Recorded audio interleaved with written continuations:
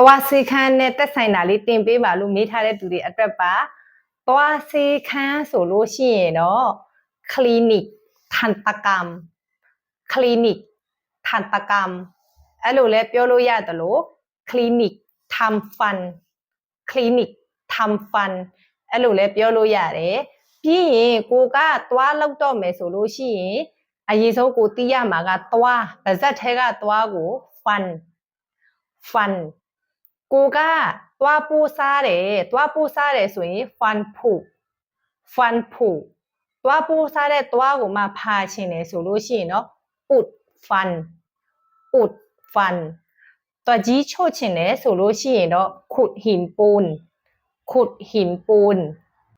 သွားနှုတ်ချင်တယ်ဆိုရင်ถอนฟัน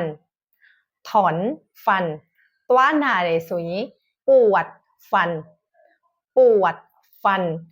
ခါတွင်းစစ်ဆေးတယ်သွားစစ်ဆေးတယ်ဆိုလို့ရှိရင်ตรวจสุขภาพช่องปากသွား brace တက်ချင်တယ်ဆိုရင်တော့อยากจัดฟันသွား brace တက်တယ်ตะโพกရောင်တယ်ဆိုလို့ရှိရင်เหงือกบวมလဲပြောလို့ရတယ်လို့เหงือกอักเสบအဲ့လိုလဲပြောလို့ရတယ်သွားနဲ့ပတ်သက်တာလေးကြံနေသေးတယ်ဆိုရင် comment မှာရေးခဲ့ပေးပါဗီဒီယိုလေးလုပ်ပေးပါမယ်ဒီထက်မကထိုင်းစကားလုံးလေးတွေကိုပိုမိုပြီးသိချင်တယ်ပိုပြီးတော့လေ့လာချင်တယ်ပိုပြီးတော့ပြောနိုင်ချင်တယ်ဆိုလို့ရှိရင်တော့အခုထွေးထွေးတို့ဖွင့်ထားတဲ့ Zoom သင်တန်းမှာလာရောက်ပြီးတော့ join နိုင်ပါတယ်